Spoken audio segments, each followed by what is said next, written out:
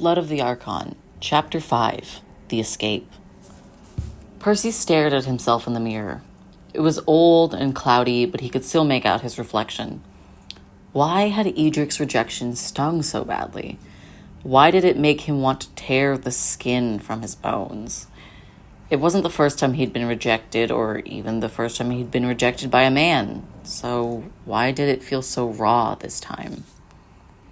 He examined his face, scrutinizing every possible flaw or insecurity.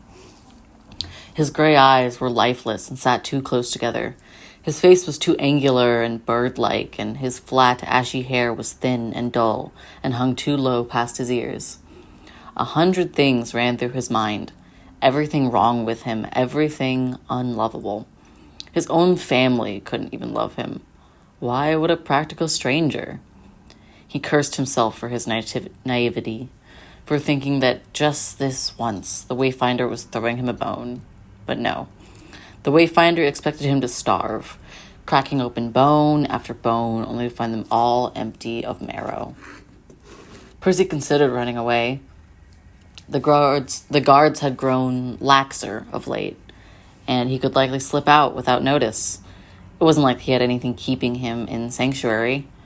Then again, he didn't have anyone to turn to outside either. He was entirely alone, and God, that was terrifying.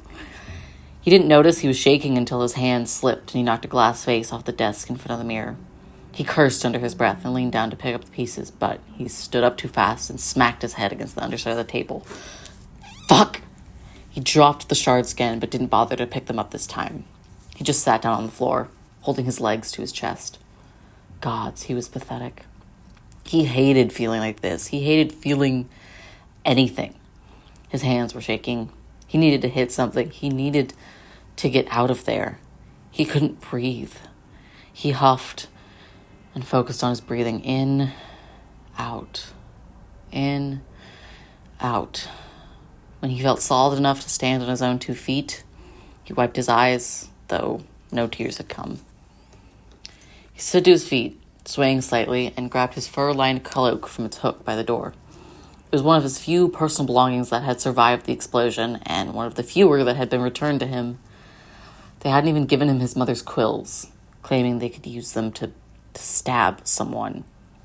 Percy hadn't considered that option until it was suggested. Now he would very much like to stab someone. The thing that filled his tiny room were just that, things. There were a few cloaks and waistcoats he hadn't planned to wear in the first place, a horsehair brush too coarse for his thin hair, and a bottle of feminine perfume that smelled like his grandmother.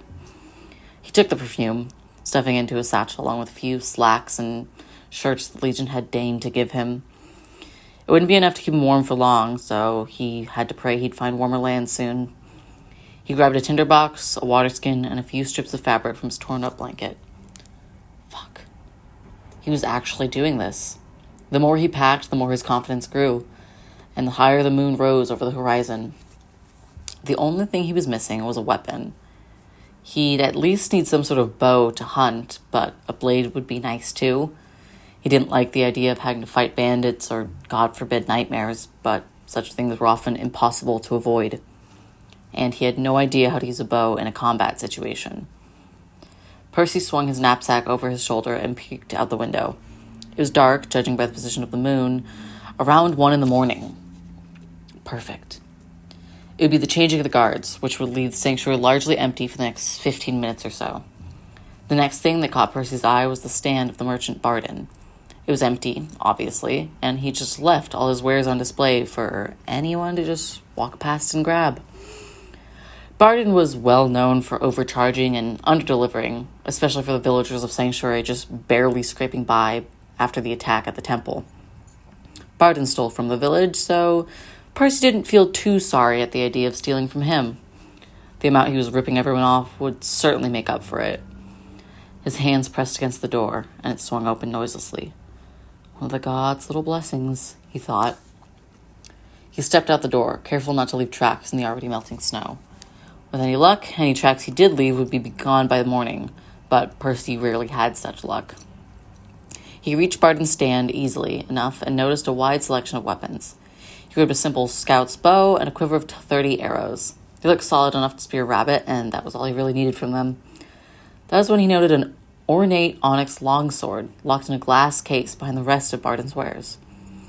He took a step toward it and raised his hand along the glass. "How did that little weasel get a hold of something like you?" He purred at it, gazing at the blade with reverence. Percy glanced around, looking for any guards or sleepless villagers. He was alone, so he crouched down and began fiddling with the lock.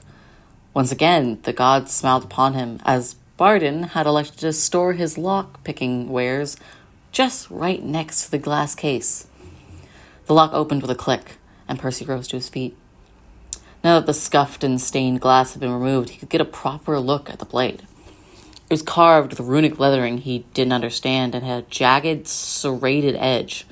The most striking aspect of it, however, was the faint red mist that drifted off it and the red gems inlaid into the hilt that seemed to pulse with a slight glow. "Gods," he murmured quietly. It reminded him of the pictures of the books he's read as a child, the books his parents tried to hide from him, the ones Janice would bring him after the servants had gone to bed, the ones about the Dragon Guard, and, more relevant, the Draugr. The Draugr were a race of undead monsters that rose up from the earth once every 500 years in an event called a cataclysm, where they would wreak havoc upon Nymor. The longsword was a blade of one of these undead, and it was in Barden's shitty shop. His mouth watered slightly. The blade was beautiful, and it should have been a crime for someone like that merchant to have it. He didn't hesitate a moment longer and wrapped his fist around the hilt. He didn't know what he was expecting, but it wasn't nothing. Yet that's exactly what happened. Nothing. He didn't burst into flames. His hand didn't rot and fall from his arm. Just nothing. He couldn't tell if he was relieved or disappointed. Percy lifted the sword out of the display case and marveled at how well it was balanced, how snugly it fit in his hand. It almost felt like it was made for him. He twirled it in front of him, the blade whistling slightly as it sliced smoothly through the crisp evening air. He grinned to himself and strapped the blade to his belt, leaving the bow and arrows on his back. He could hear people beginning to stir, so he quickly made his way to the front gate, slipping out without notice. There were a few guards outside, but all of them either didn't notice or didn't care about him leaving. He looked around, quickly deciding his best bet would just be the gate to his right. The closer he got, the better he felt about his odds. He'd be a fugitive to both the Legion of the Gods and every country who'd lost someone in the explosion. But and the dark irony did not escape him. They all had bigger things to worry about him than one escaped prisoner with a couple of stolen weapons. Finally, he reached the massive wooden door, smiling to himself. He was finally going to escape the fucking monotony that had been his existence for the last eternity. Even before he was a prisoner of the Legion, he was a prisoner of the Crown's expectations of him as an heir, a prisoner of his father's expectations of him as a man, and a prisoner of that damn manor in the center of Edelheim's Acropolis, his gilded cage. He placed his hand flat on the wood and prepared to push, but his luck had finally ran dry. He was interrupted by the sound of clattering armor.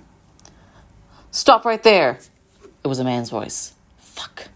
Percy raised his arms and turned slowly to face the man.